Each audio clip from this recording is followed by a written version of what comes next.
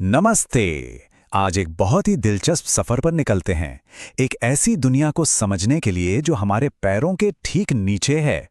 जी हाँ, हम बात कर रहे हैं भारत की अलग अलग तरह की जीवन देने वाली मिट्टी के बारे में। सोचिए, पहली बारिश के बाद मिट्टी से जो एक सौंधी सी मीठी सी खुशबू आती है ना, हम सबने महसूस की है। ये खुशबू हमें सीधा नेचर से कनेक्ट करती है और ये याद दिलाती है कि भाई मिट्टी सिर्फ धूल गर्द नहीं है, ये तो जिंदगी का एक बहुत जरूरी हिस्सा है। अच्छा, तो साइंटिफिकली देखें तो मिट्टी है क्या? सीधी सी बात है, ये चट्टानों के बिल्कुल छोटे छोटे कण और ह्यूमस, मतलब जो पेड़ पौधे और जानवर गल सड़ जाते हैं उनके अंश, इन सब का एक मिक्सचर है। और यही वो बेस है, वो बुनियाद है जिस पर हमारी पूरी लिविंग वर्ल्ड, पूरी दुनिया टिकी हुई है। ठीक है, ये तो समझ आ गया है कि मिट्टी क्या है, पर सवाल यह है कि ये बनती कैसे है। इसका जवाब ढूंढने के लिए चलिए जरा जमीन के अंदर झांक कर देखते हैं।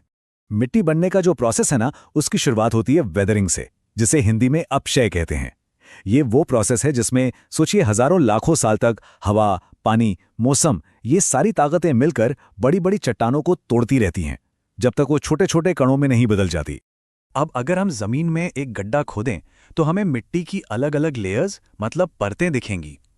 सबसे ऊपर वाली जो परत है उसे कहते हैं होराइजन ए या टॉप सॉइल।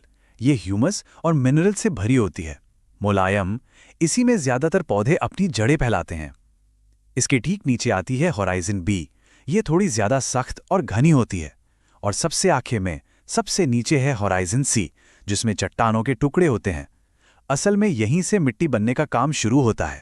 अब मिट्टी के जो कण होते हैं ना, उनके साइज के हिसाब से मिट्टी भी अलग अलग होती है। जैसे कि रेतीली मिट्टी, इसके कण बड़े होते हैं तो उनके बीच में जगह भी ज्यादा होती है और पानी फटाफट नीचे चला जाता है। दूसरी तरफ है चिकनी मिट्टी। इसके कण इतने बारीक और चिपके हुए होते हैं कि ये पानी को बहुत अच्छे से पकड़ कर रखती है। और फिर इन दोनों के बीच में आती है दोमट मिट्टी, जिससे लोमी सॉइल भी कहते हैं।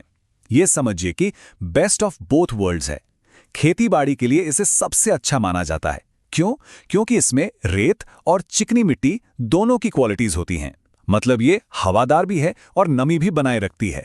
तो ये तो हो गई मिट्टी की बेसिक बातें। चलिए अब भारत की मिट्टी का एक ग्रैंड टूर शुरू करते हैं और शुरुआत करेंगे देश के सबसे जरूरी हिस्से से, द ग्रेट नॉर्दर्न प्लेन्स, यानी हमारे विशाल उत्तरी मैदान। यहाँ जो मिट्टी मिलती है वो है जलोढ़ मिट्टी या अलूवियल सॉइल। इसे महान प्रदाता कहना गलत नहीं होगा। ये भारत की सबसे ज्यादा उपजाऊ मिट्टी है। ये बनती कैसे है? नदियां पहाड़ों से अपने साथ जो गाद बहाकर लाती हैं, उसे इन मैदानों में जमा करती जाती हैं। जरा अंदाजा लगाइए, ये मिट्टी भारत के करीब करीब 40% एरिया में फैली हुई है। यही वो इलाका है जो देश की इतनी बड़ी आबादी का पेट भरता है। इसमें पोटाश तो खूब होता है, पर फास्फोरस थोड़ा कम होता है। इसकी भी दो किस्में हैं। जो नई मिट्टी नदियां लाती हैं उसे कहते हैं खादर, और जो पुरानी हो जाती है वो है बांगर।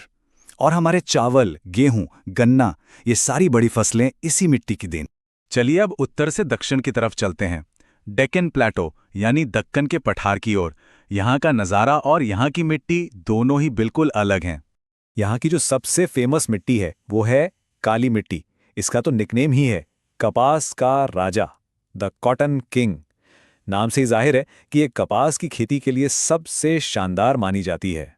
इसे रेगुर मिट्टी भी कहा जाता है और इसकी एक बहुत ही खास बात है, जब ये गीली होती है तो एकदम फूल जाती है और जब सूखती है तो इसमें बड़ी बड़ी दरारें पड़ जाती हैं। इससे होता क्या है, एक तरह से ये खुद की जुताई कर लेती है, जिसे सेल्फ प्लॉविंग कहते हैं। और हाँ, ये नमी को बहुत लंबे समय तक धरे रखती है, जो उन फसलों के लिए वरदान है जिन्हें ज्यादा पानी नहीं मिलता। अच्छा, दक्कन पठार के दूसरे हिस्सों में हमें लाल और पीली मिट्टी भी मिलती है। और इसका रंग, जैसा कि नाम से पता चल रहा है, इसमें मौजूद आयरन यानी लोहे की वजह से होता है। होता यह है कि जब क्रिस्टलीय चट्टानों में मौजूद आयरन फैलता है तो मिट्टी का रंग लाल हो जाता है। और जब यही मिट्टी पानी के संपर्क में आती है, मतलब हाइड्रेट होती है, तो इसका रंग पीला दिखने लगता है ना मजेदार? अब तक हमने बड़ी बड़ी मिट्टियों की बात की। अब जरा कुछ खास किस्म की मिट्टियों को देखते हैं जो काफी मुश्किल, चैलेंजिंग क्लाइमेट में बनी है। इनमें से एक है लेटराइट मिट्टी। इसका नाम एक लैटिन शब्द लेटर से आता है, जिसका मतलब होता है ईंट। और नाम बिल्कुल सही है, क्योंकि इसका सबसे ज्यादा इस्तेमाल घर बनाने वाली ईंटें बनाने में ही होता है। ये मिट्टी बनती है उन इलाकों में जहां बहुत तेज बारिश और बहुत ज्यादा तापमान होता है।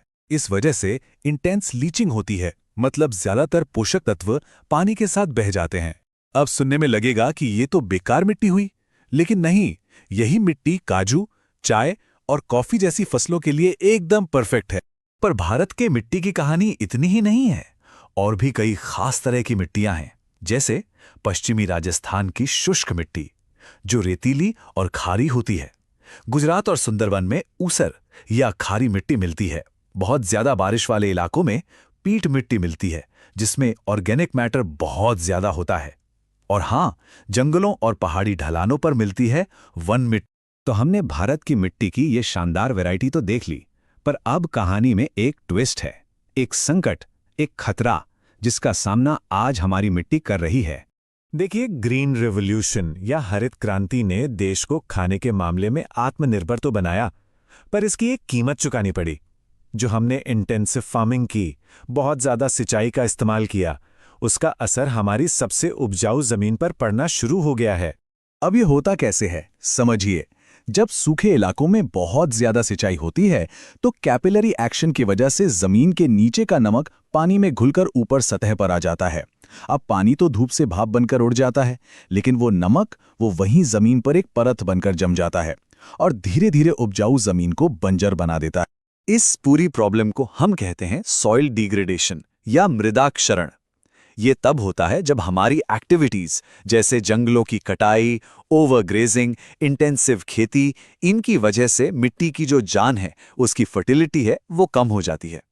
हमें ये समझना होगा कि मिट्टी सिर्फ कोई बेजान चीज नहीं है, ये एक जिंदा, सांस लेता हुआ सिस्टम है। तो आखिर में एक बहुत बड़ा सवाल हमारे सामने खड़ा होता है।